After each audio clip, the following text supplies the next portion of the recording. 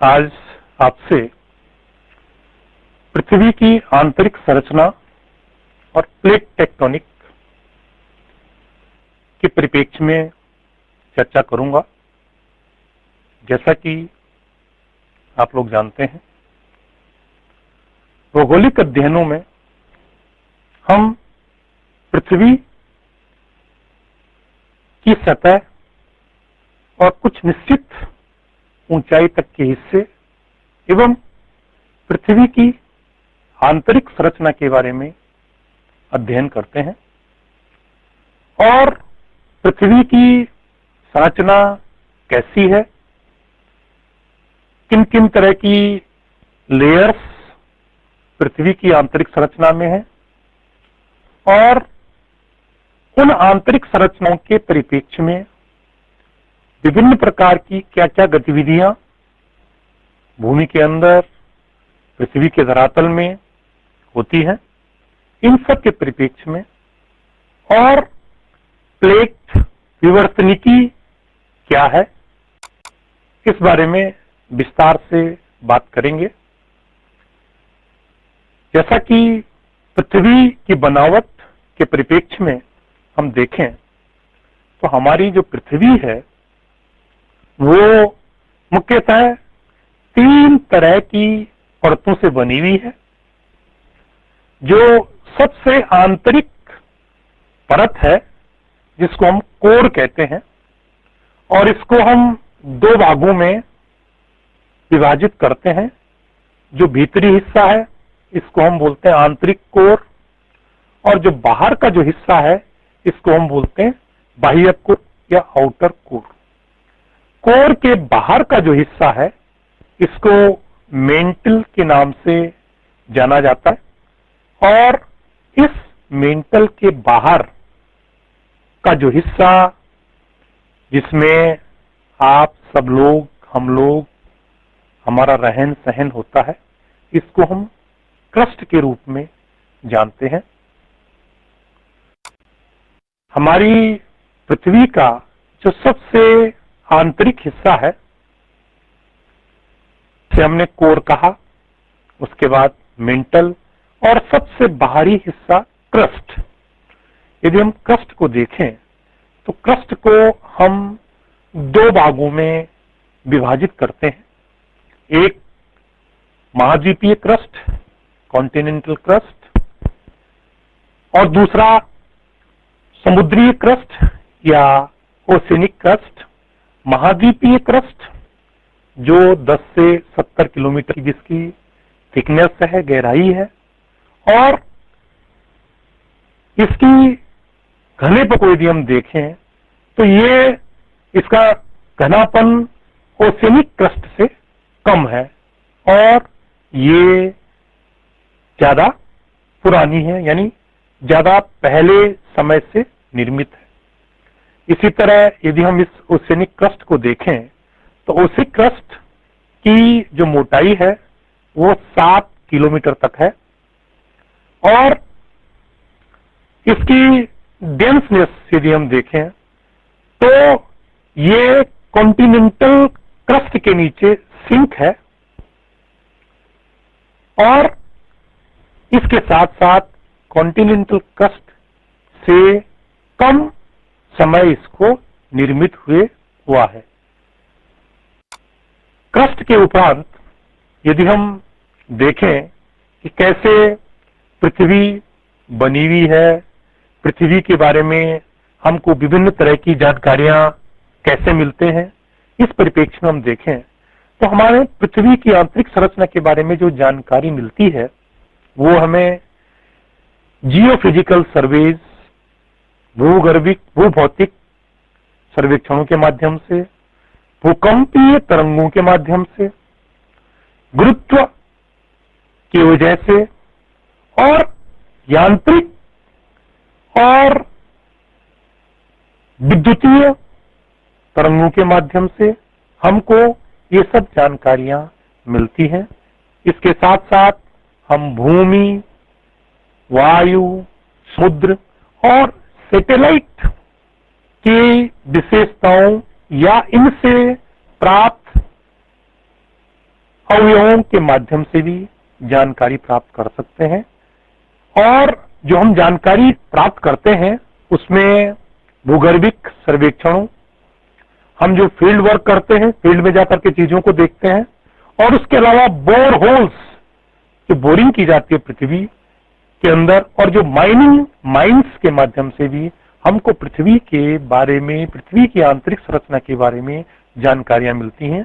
जैसा कि मैंने आपको बताया कि जो सिस्मिक वेव्स है, भूकंपीय तरंगे हैं, ये पृथ्वी की धरातल की बनावट के बारे में इनकी गति से हमको जानकारी मिलती है। इसी तरह जो समुद्र में जो बोरहोल्स किए जाते हैं, इसी तरह जो माइंस हैं, उन माइंस के द्वारा या उनके माइंस के अंदर किस तरह की बनावट है, उससे हमको ये तमाम जानकारियां मिलती हैं पृथ्वी की आंतरिक संरचना के परिप्रेक्ष्य में। प्लेट टेक्टोनिक या प्लेट विवर्तनिकी क्या है? प्लेट विवर्तनिकी के परिप्रेक्ष्य में यदि हम देखें तो हमारे पृथ्वी के अंदर विभिन्न आकार की प्लेट्स हैं। प्लेट्स को हम कह सकते हैं दृढ़ भूखंड, जो जल एवं अथल दोनों रूपों में दृढ़ भूखंड के रूप में है, और ये कुछ बड़े आकार में है, कुछ छोटे आकार में है। बड़े आकार में लगभग 6 प्लेटों को बड़े आकार 6 से 8 के बीच माना गया है, और इसके अलावा 18 से 20 प्लेट्स छोटे आकार में मानी गई हैं, जो जलीय क्षेत्र में भी है और स्थलीय भूभाग में भी फैली हुई है। प्लेट टेक्टोनिक के परिप्रेक्ष्य में या प्लेट विवर्तनिकी के परिप्रेक्ष्य में यदि हम देखें तो 2 तरह की गतिविधियां के परिप्रेक्ष्य में जब विभिन्न भूवैज्ञानिकों ने बातें की, पहला महाद्वीपीय विस्थापन या कॉन्टिनेंटल ड्रिफ्ट थ्योरी, और दूसरा सी बेड स्प्रेडिंग या सी फ्लोर स्प्रेडिंग, समुद्री तली का विसरण या विस्तारण। इन 2 परिप्रेक्ष्य में जब चर्चा की गई, बातें की गई, जानकारियां की हासिल की गई, शोध किए गए, तो इन दोनों के माध्यम से ये बात सामने आई कि विभिन्न तरह की जो प्लेट हैं, कोई जलीय हैं, कोई स्थलीय हैं, इन प्लेटों में आपस में एक दूसरे से बिलगाव होता है, और इस बिलगाव की प्रक्रिया को हम प्लेट विवर्तनिकी के रूप में जानते हैं। प्लेट विवर्तनिकी के परिप्रेक्ष्य में जो सी फ्लोर स्प्रेडिंग का जो कंसेप्ट है, वो हैरी हैस, जो प्रिंसटन विश्वविद्यालय में प्रोफेसर थे, उन्होंने 1960s के आसपास जो अपनी थ्योरी दी, उसी परिप्रेक्ष्य में प्लेट विवर्तनिकी सिद्धांत आगे बढ़ा। और प्लेट टेक्टोनिक को यदि हम देखें तो जैसा मैंने आपसे अभी बताया कि जो प्लेट्स हैं पृथ्वी की क्रस्ट में, वो 12 बड़ी प्लेट्स के रूप में हैं, और जो अलग अलग दिशाओं में जो मूव कर रही हैं या गतिमान है। और ये जो प्लेट्स हैं, इन प्लेट्स में गति की वजह से ये क्या होती है, आपस में टकराती हैं, कोलाइड होती हैं, एक दूसरे से बिलगाव उनमें होता है।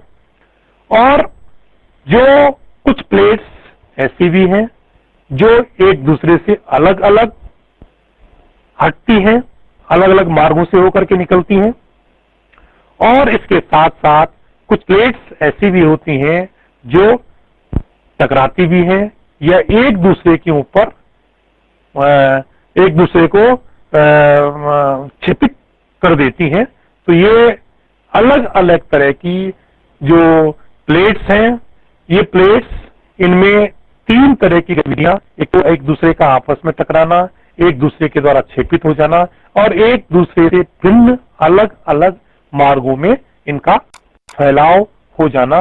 और यदि हम देखें, ये जो प्लेट्स हैं, पूरे विश्व के मानचित्र में हम देखें तो ये विभिन्न तरह की प्लेट्स हैं, जिसमें आपको अफ्रीकन प्लेट, अमेरिकन प्लेट और नॉर्थ अमेरिकन प्लेट, इधर अटलांटिक प्लेट, इधर क्या कहते हैं इंडियन प्लेट, इधर यूरेशियन प्लेट, ऑस्ट्रेलियन प्लेट्स, ये तमाम प्लेट्स आपको यहाँ मानचित्र के माध्यम से ये दिखाई गई है। और इन प्लेट्स के ऊपर ही पूरी जो पृथ्वी के विभिन्न स्थल रूप हैं, या हम ये कहें विभिन्न महाद्वीप हैं, वो इन प्लेट्स के ऊपर ही बने हुए हैं। टेक्टोनिक प्लेट्स कैसे बनी हुई है? यदि हम देखें तो ये जो टेक्टोनिक प्लेट्स हैं, ये रिजिड लिथोस्फीयर के रूप में है। और जो लिथोस्फीयर है, वो लिथोस्फीयर क्रस्ट और अपर पार्ट ऑफ मेंटल से बना हुआ है। ये आप देखें इस डायग्राम में, ये क्रस्ट वाला हिस्सा है, ये अपर मेंटल वाला हिस्सा है, ये मेंटल वाला हिस्सा है। इसके अलावा ये आउटर कोर और इनर कोर, ये पूरा प्रदर्शित किया जा रहा है। तो जो लिथोस्फीयर वाला पार्ट जिससे प्लेट्स बनी हुई हैं, वो क्रस्ट और इस क्रस्ट और अपर मेंटल वाली हिस्से से इसका निर्माण हुआ है। यानी जो हमारे महाद्वीप हैं, ये जो हमारे महासागर की तली से के हिस्से हैं, वे विभिन्न तरह की प्लेट्स पे ही बने हुए हैं, या ये प्लेट्स के ऊपर ही हैं। इसी तरह यदि हम देखें तो जो प्लेट्स हैं, जो टेक्टोनिक प्लेट्स हैं, उनके नीचे क्या है? बिलो द लिथोस्फीयर, जिनसे लिथोस्फीयर के नीचे जो टेक्टोनिक प्लेट्स जिसमें निर्मित है, उसको हम एस्थेनोस्फीयर के रूप में जानते हैं। और यही एस्थेनोस्फीयर वाला जो हिस्सा है, ये लिथोस्फीयर के नीचे वाला हिस्सा है, जिसमें हम देखें तो प्लेट्स का मूवमेंट, जैसा कि मैंने बताया कि प्लेट्स गति करती हैं, इनमें मोशन है। और जो गति होती है वो किस परिप्रेक्ष्य में होती है? Lithosphere are moved around by underlying hot mantle convection cells. आप ये देख रहे हैं, ये मेंटल कन्वेक्शन सेल्स, ये और इधर भी मेंटल कन्वेक्शन सेल्स, ये कन्वेक्शनल करंट्स की वजह से ये देखिए आप, ये इनमें गति हो रही है। संवहनीय, इसको हम कहते हैं तरंग, संवहनीय, और ये इधर ये इनमें गतिमान है, ये इधर ये गति हो रही है। यानी मेंटल में ये जो गतियां हैं, ये और इस गति की वजह से ये plate, this is plate of lithosphere, ये ऊपर वाला हिस्सा, ये ट्रेंच जिसको हम बोलते हैं गर्त, ये बीच में रिज बन रहा है, और इधर फिर ये ट्रेंच वाला हिस्सा है। तो ये आउटर कोर के ऊपर का हिस्सा, जिसे मैंने कहा एस्थेनोस्फीयर और उसके ऊपर लिथोस्फीयर, इस वाले हिस्से में ये पूरा लिथोस्फीयर के नीचे वाले एस्थेनोस्फीयर के हिस्से में ये पूरा मैग्मा का प्रवाह हो रहा है। मेंटल में ये पूरा प्रवाह हो रहा है, और इसमें संवहनीय तरंग गति हो रही है। और इन संवहनीय तरंग गतियों की वजह से धरातल पे अलग अलग क्षेत्रों में अलग अलग तरह की स्थलाकृतियों का या स्थूल स्वरूपों का निर्माण हो रहा है। ये नीचे आप इसके देखेंगे, ये आउटर कोर है, और इसके अलावा ये सब नीचे वाले हिस्से में ये इनर कोर का हिस्सा है, इनर कोर का हिस्सा है। यदि हम आगे देखें तो टेक्टोनिक प्लेट्स को यदि हम और ज्यादा विस्तार से समझें, तो ये टेक्टोनिक प्लेट्स की अपनी कुछ बाउंड्रीज इनकी होती हैं, या इनको हम कह सकते हैं इनके तीन तरह की इनमें बाउंड्रीज हैं, 3 टाइप्स ऑफ प्लेट बाउंड्रीज, और 3 तरह के किनारे जिनको हम कहते हैं। ये 3 तरह के किनारे, डाइवर्जेंट किनारा जिसको हम कहते हैं कंस्ट्रक्टिव या रचनात्मक, दूसरा कन्वर्जेंट, और तीसरा ट्रांसफॉर्म आरक्षात्मक।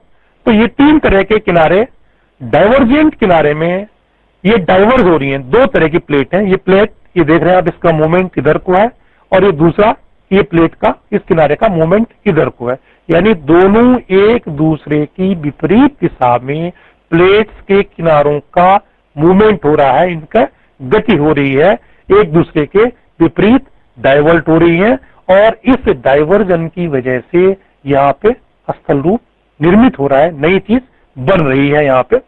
इसी तरह कन्वर्जेंट, ये एक दूसरे के साथ, यानी एक ही दिशा में, एक दूसरे के, जिसे हम कह सकते हैं तो विपरीत दिशा में थी, एक इधर दिशा में, एक इस दिशा में, लेकिन ये एक दूसरे के सम्मुख, यानी एक दूसरे से आके टकरा रही हैं। ये इधर इस दिशा में आ रही है, ये इस दिशा में आ रही है, और इनके दोनों का टकराव हो रहा है। इस टकराव की वजह से एक प्लेट के ऊपर दूसरी प्लेट का क्षेपण हो रहा है, सबडक्शन हो रहा है।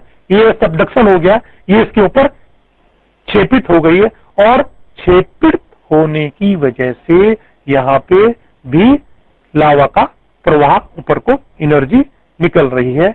और जो तीसरी जो स्थिति होती है, इसको हम बोलते हैं ट्रांसफॉर्म। यहाँ पे एक दूसरे के विपरीत निकल जाते हैं। इस दिशा में, ये देखिए आप, ये इधर को निकल रही है, ये इसके विपरीत इधर को निकल रही है। तो ये एक दूसरे के विपरीत निकलने की वजह से यहाँ पे भ्रंशन की क्रिया हो जाती है, या इसको बोलते हैं ट्रांसफॉर्मेशन, या इसको बोलते हैं एड्रियाटिक फॉल्ट जो बना है। ये प्लेट के एक दूसरे के विपरीत प्रवाह की वजह से ट्रांसफॉर्म फॉल्ट का निर्माण हुआ है। तो इस तरह से 3 तरह की जो प्लेट्स हैं, इन प्लेट्स किनारे हैं, इन किनारों में प्लेटों की गति के परिप्रेक्ष्य में अलग अलग तरह की संरचनाओं या अलग अलग तरह की रचनाओं का निर्माण होता है। डाइवर्जेंट बाउंड्रीज या डाइवर्जेंट बाउंड्री को हम देखें तो ये आप देख रहे हैं, ये इधर इसका फ्लो है, ये इधर इसका फ्लो है, ये एक दूसरे से अलग अलग फ्लो हो रहा है, और ये स्प्रेडिंग रिज यहाँ पे बन रहा है। और ये जो प्लेट्स हैं, ये मटेरियल इरप्ट करती है टू फिल द गैप।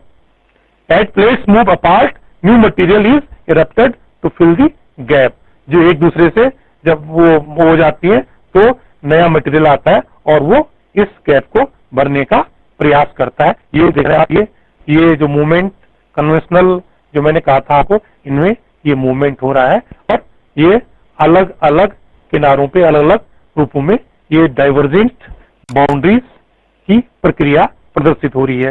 जैसे मैंने कहा था, सी फ्लोर स्प्रेडिंग, ये मैग्नेटिक स्ट्रिपिंग है, क्योंकि जो भी अध्ययन किया गया है उस अध्ययन में चुंबकत्व के परिप्रेक्ष्य में चीजें देखी गई, और समुद्र, जैसे मैंने कहा, ये सी फ्लोर मैग्नेटिक स्प्रेडिंग हो रही है, और इसके आधार पे भी हमको समुद्र के अंदर जो प्लेट्स हैं, उन प्लेट्स के फैलाव के बारे में नई नई जानकारियां, या इनके कितने वर्ष पुराना कौन सा क्षेत्र है, कहां पे कब कौन सी प्रक्रिया घटित हुई, इन सब के बारे में इस माध्यम से हमको पूरी जानकारी मिलती है। ये ओशियनिक क्रस्ट की एजेस दिखाई गई है, और ये अलग अलग रूप में, अलग अलग कलर में, ये टाइम के स्केल के आधार पे इनको प्रदर्शित किया गया है। यदि हम देखें आइसलैंड, ये एक उदाहरण है कॉन्टिनेंटल रिफ्टिंग का, और ये आप देख रहे होंगे कि आइसलैंड के बीच में एक रिफ्ट बनी हुई है।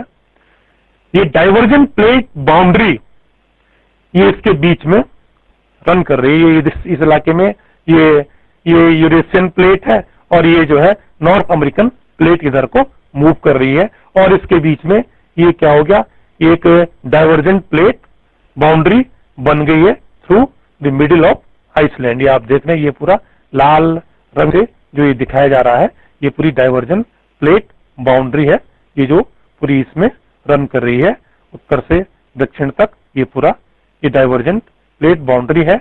और ये भ्रंशन ये जो बीच में जो फॉल्ट ये पूरा प्रदर्शित किया गया है, ये मानचित्र के माध्यम से और ये इस चित्र के माध्यम से प्रदर्शित किया जा रहा है।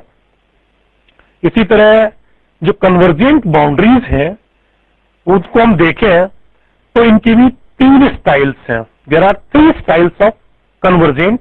जो पहली स्टाइल है वो है कॉन्टिनेंट कॉन्टिनेंट कल्यूजन, यानी महाद्वीप और महाद्वीपीय जो प्लेट्स हैं उनका आपस में टकराव। दूसरा कंटिनेंट ओशियनिक क्रस्ट कल्यूजन, महाद्वीपीय एवं समुद्रीय जो क्रस्ट है उसका आपस में भिड़ना या टकराहट। और जो तीसरा है ओशियनिक कल्यूजन, यानी समुद्री जो प्लेट्स हैं, ये जो क्रस्ट है उनका आपस में टकराव। तो इस तरह से 3 तरह की जो बाउंड्रीज हैं वो एक तो कॉन्टिनेंट कल्यूजन एक उनमें होता है, दूसरा कंटिनेंट ओशियनिक क्रस्ट कल्यूजन और तीसरा ओशियन कल्यूजन।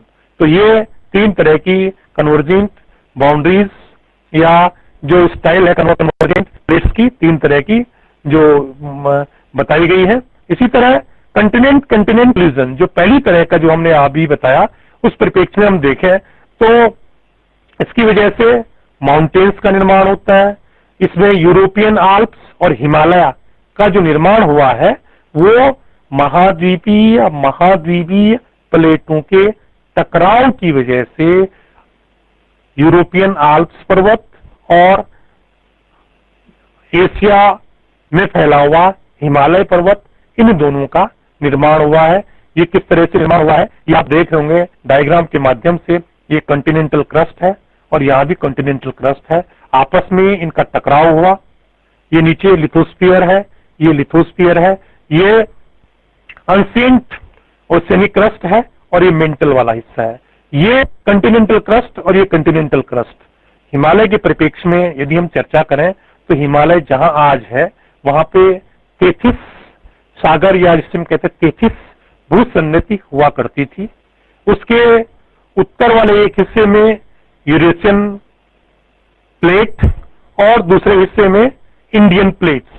इंडियन प्लेट का मूवमेंट और इधर जो यूरेशियन प्लेट, इन दोनों के बीच में या इन दोनों का एक दूसरे के ओर इन दोनों का खिसकाव हुआ और इनके दोनों के कल्यूजन जिस क्षेत्र में हुआ वो तेथिस वाला क्षेत्र था और इससे संपीड़न की क्रिया हुई और उस संपीड़न की वजह से तेथिस भूसन्नति संपीड़ित होकर के एक बलय के रूप में बलयाकार पर्वत श्रृंखला का निर्माण हिमालय के रूप में हुआ।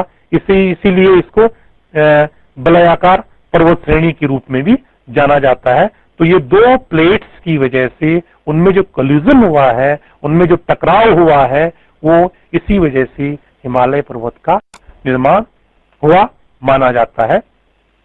इसी परिप्रेक्ष्य में यदि हम देखें इस हिमालय का निर्माण और इस क्षेत्र में ये फोटोग्राफ्स के माध्यम से दिखाया गया है जो हिमालय का महान हिमालय का जो दक्षिण वाला हिस्सा है उसमें ये स्थल ये क्या कहते हैं सांस्कृतिक दृश्यभूमि दिखाई दी जा रही है। यदि हम इस प्राकृतिक दृश्यभूमि देखें या इस हिमालय के निर्माण को देखें, इस हिमालय पर्वत की श्रृंखलाओं के निर्माण को देखें तो ये यूरेशियन प्लेट और इधर इंडियन प्लेट विभिन्न समयों में इंडियन प्लेट्स का नॉर्थ ईस्ट की तरफ टुवर्ड्स नॉर्थ ईस्ट ये मूवमेंट दिखाया जा रहा है और अभी भी ये मूवमेंट इसमें हो रहा है और कहा जाता है कि 5 सेंटीमीटर प्रति वर्ष की दर से ये यूरेशियन प्लेट की तरफ अभी भी क्षेपित होती है और उस क्षेपण की गति जब कभी भी अचानक बढ़ जाती है तो उस क्षेपण की गति की वजह से इस क्षेत्र में भूकंपों का प्रादुर्भाव होता है। हम लोगों को भूकंप महसूस होते हैं और भूकंप की वजह से यदि वो ज्यादा मैग्नीट्यूड का है, रिचर स्केल पे 5 से ज्यादा मैग्नीट्यूड का अगर है तो उससे बहुत ज्यादा जनहानि की संभावनाएं भी बढ़ जाती हैं। Continent to oceanic crust collision को हम देखें, कॉन्टिनेंट और ओशनिक क्रस्ट कोलिजन यदि हम इसको देखें तो ये सबडक्शन के रूप में भी हम इसको जानते हैं, क्षेपण के रूप में भी हम इसको जानते हैं। ये आप देख रहे हैं, ये कॉन्टिनेंटल क्रस्ट ये दिखाई दे रहा है, इधर ओशनिक क्रस्ट और कॉन्टिनेंटल क्रस्ट ये दोनों एक दूसरे की तरफ ये बढ़ रहे हैं, और इनके बढ़ने की वजह से क्या होगा, जो ओशनिक क्रस्ट है ये कॉन्टिनेंटल क्रस्ट के नीचे क्षेपित हो गया। ये देख रहे हैं आप, इनका क्षेपण हुआ है, सब डक्टिंग स्लैब है, ये पूरा नीचे दिखाया गया, और इस सब डक्टिंग स्लैब की वजह से क्या हो गया कि यहां पे फिर क्या हो गया, ये मटेरियल यहां से ऊपर को उठने लग गया, और ये जो ऊपर उठ रहा है ये ज्वालामुखी के रूप में भी कभी कभी ये चीज ऊपर उठती हुई दिखाई पड़ती है, जो लावा है वो ऊपर को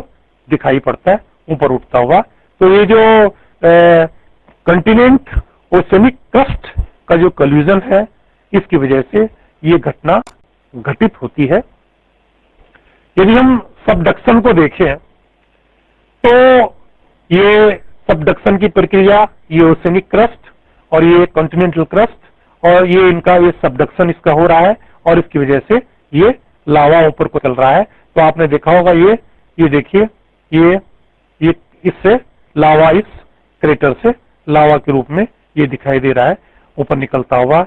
और जो ओशनिक लिथोस्फीयर जो सबडक्ट हुआ है अंडर दी कंटिनेंटल लिथोस्फीयर में, और oceanic lithosphere heats and dehydrate as it subsides, the melt rises forming volcanism, that is Andes के रूप में जो वल्केनिज्म हुआ है ये ऊपर आकर के यो एंडीज के रूप में ये दिखाई दे रहा है। ये सबडक्शन की वजह से ये चीज आगे निकलती हुई प्रदर्शित हो रही है। यदि हम देखें तो ये जो डायग्राम है फेरेलन प्लेट्स के रूप में है, और ये रॉकी माउंटेन्स के नीचे वाला जो हिस्सा है ये कनाडा और उत्तरी अमेरिका के उत्तरी भाग और कनाडा के दक्षिणी पश्चिमी भाग वाले हिस्से में ये इस तरह का जो ये नीचे वाला हिस्सा है ये इसमें दिखाई दे रहा है। और इस तरह की घटनाएं, या हम रॉकीज और एंडीज की बात करते हैं, तो रॉकीज और एंडीज पर्वतों का जो निर्माण हुआ है ये प्लेट टेक्टोनिक के परिप्रेक्ष्य में ओशनिक प्लेट या कॉन्टिनेंटल प्लेट, ओशनिक प्लेट और कॉन्टिनेंटल प्लेट, इन दोनों के कोलिजन, इन दोनों के आपस में टकराव की वजह से जो रॉकीज और जो एंडीज जो पर्वत श्रृंखलाएं हैं इनका निर्माण हुआ है। ओशियन प्लेट कोलिजन को यदि हम देखें, जब दो प्लेट या जो ओशियन प्लेट या जलीय या हम कहते हैं समुद्री प्लेट, ओशनिक प्लेट्स एक दूसरे से आपस में भिड़ती हैं, तो उससे क्या होता है कि एक दूसरे के ऊपर प्लेट आ जाती है, जिसकी वजह से क्या होता है सबडक्शन जोन एक दूसरे के ऊपर एक निश्चित तौर पे एक दूसरे के नीचे क्षेपित हो जाएगी, सिंक हो जाएगी, और उससे सबडक्शन जोन का निर्माण होगा। और जो सबडक्टिंग जो प्लेट है वो नीचे को मुड़ जाएगी, और उसकी वजह से डीप डिप्रेशन गर्तों का निर्माण होगा, जिसे जो एकदम गहरी गर्त का निर्माण होता है, जो ट्रेंच के नाम से इसको जानते हैं हम, जैसे मेरियाना ट्रेंच है, तो इस तरह की ट्रेंच गहराई में गर्तों का निर्माण ओशियन प्लेट कोलिजन की वजह से होता है। जैसे कि जो सबसे डीपेस्ट यदि हम समुद्री पार्ट के रूप में जो देखते हैं ट्रेंचेस को, उनमें मेरियाना ट्रेंच आपने नाम सुना होगा, जो 11 किलोमीटर की गहराई में है, या 11 किलोमीटर तक गहरी है मेरियाना ट्रेंच के रूप में। ये आप देख रहे हैं, ये इस तरह की ये देखें, ये गहरी ट्रेंचेस का निर्माण हो जाता है, और ये सी वाले क्षेत्र में विभिन्न तरह के जो जीवी या जीव जंतु प्रदर्शित किए गए हैं। तो ये तो इस तरह की जो कोलाइड होता है सी टू सी क्रस्ट या sea to sea plate, sea and sea समुद्री जो प्लेट्स हैं उनके कोलिजन की वजह से, उनके कोलाइड होने की वजह से ट्रेंचेस का भी निर्माण हो जाता है। अब हम बाउंड्रीज जो हमने चर्चा की थी उनके बारे में चर्चा करें। ट्रांसफॉर्म बाउंड्री को यदि हम देखें, जहां पे प्लेट स्लाइड करती हैं एक दूसरे के अगेंस्ट, ये आप देख रहे हैं, ये की प्लेट ये इधर को जा रही है, ये दिशा को जा रही है, यानी एक दूसरे के विपरीत दिशा में जा रही है। और ये आप देख रहे हैं, इससे पूरा ये देखें, ये भ्रंशन, ट्रांसफॉर्म भ्रंश, ये पूरा भ्रंशन, ये इस तरह के भ्रंश का निर्माण इन दोनों प्लेट्स के अलग अलग दिशाओं में मूवमेंट की वजह से हो गया है। और ये जो व्यू है ये सेंट एंड्रियंस ट्रांसफॉर्म फॉल्ट का है, ये पूरा ये व्यू सेंट एंड्रियंस ट्रांसफॉर्म फॉल्ट। तो ये ट्रांसफॉर्म बाउंड्री की वजह से इसका निर्माण हुआ है। ये आप देखें, ये और सूक्ष्म रूप से विभिन्न समुद्री और स्थलीय प्लेट्स यहाँ पे प्रदर्शित की गई हैं मानचित्र के माध्यम से। ये विभिन्न तरह की प्लेट, ये विभिन्न प्लेट्स को प्रदर्शित किया गया है।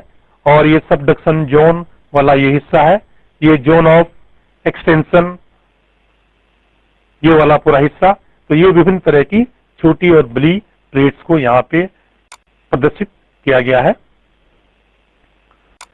इसी परिप्रेक्ष्य में यदि हम देखें तो प्लेट टेक्टोनिक और वोल्केनो या ज्वालामुखी का क्या संबंध है। तो तीन तरह के जो ज्वालामुखी जिनको हम कहते हैं ज्वालामुखी कोन, यदि हम देखें कंपोजिट कोन, सिलेंडर कोन और सील्ड, ये तीन तरह के हमारे पास वोल्केनोज हैं या ज्वालामुखी कोन है तीन तरह के। इसको हम पहले कहते हैं कंपोजिट कोन। ये इसमें मोस्टली जो है ये एक्सप्लोसिव इरप्शन इसमें होता है, इसमें बहुत तेजी से विस्फोट के रूप में लावा और बोल्डर्स निकलते हैं, लावा, सिंडर्स और राख इससे निकलती है। और ये जो है साइज जो इसका जो है ना इरेप्शन की वजह से, विस्फोट की वजह से और बढ़ता जाता है और स्ट्रेटोवोल्केनो के रूप में भी इसको जाना जाता है। इसी तरह सिंडर्स कोन, जिसको हम सिंडर कोन के रूप में जानते हैं, लावा फ्रेगमेंट्स के रूप में कहता है, ये फ्रेगमेंट्स के रूप में लावा निकलता है और इसको हम सिंडर के रूप में जानते हैं और मैग्मा इससे निकलता रहता है। और ये हवा में आकर के फिर कुछ दिनों बाद ये जो क्या कहते हैं इसका लावा है, ये धीरे धीरे जो है वो इसका जो निकला हुआ लावा है वो इधर उधर फिर बिखर जाता है। और इसके अलावा जो तीसरा जो सील्ड शंकु या सील्ड कोन जिसको हम कहते हैं, ये सील्ड्स के रूप में होता है, जेंटल स्लोपिंग साइड्स के रूप में ये रहता है और इरप्शन की वजह से इसमें स्लोप्स बन जाते हैं। और इसके यदि हम आकारों को देखें तो आपको ये पैसिफिक रिंग ऑफ फायर, ये पैसिफिक रिंग ऑफ फायर है। इस पैसिफिक रिंग के फायर के सब इसी तरह के आपको ज्वालामुखी दिखाई देंगे। ये ज्वालामुखी, ये इधर, ये ज्वालामुखी। और ये मोस्टली जो है जो ज्वालामुखीकरण की जो क्रिया होती है ये प्लेट मार्जिन्स पे होती है, रिंग ऑफ फायर के क्षेत्र में। इसी तरह यदि हम देखें पैसिफिक रिंग ऑफ फायर में ही इसको देखें तो ये इधर आपका ये हॉटस्पॉट वोल्केनोज है। ये इस तरह के ये वोल्केनोज के इरप्शंस जो पैसिफिक रिंग के आसपास अक्सर होता रहता है। हॉटस्पॉट वोल्केनो क्या है? हॉटस्पॉट वोल्केनो ये मेंटल प्लम ब्रीचिंग है जो टेक्टोनिक प्लेट्स के बीच में ये इरप्शन हो जाता है। और ये आपने देखा, ये हॉटस्पॉट वोल्केनो के रूप में। और ये चारों तरफ आसमान में केवल अग्नि की लहरें जैसी दिखाई पड़ती हैं। तो ये हवाईयन आइलैंड है, ये एक चेन है पूरी हवाईयन आइलैंड में हॉटस्पॉट वोल्केनोज की। इसी तरह tectonic plate moves over a fixed hotspot forming a chain of volcanoes. ये देखिए, ये चेन ऑफ वोल्केनोज ये इसमें बन रही है। और वोल्केनोज एक दूसरे से ये देखिए नए नए वेल्केनोज का इसमें निर्माण हो रहा है और ये नए वेल्केनिज्म आइलैंड्स, ये एक्टिव वेल्केनो आइलैंड है यहाँ पे।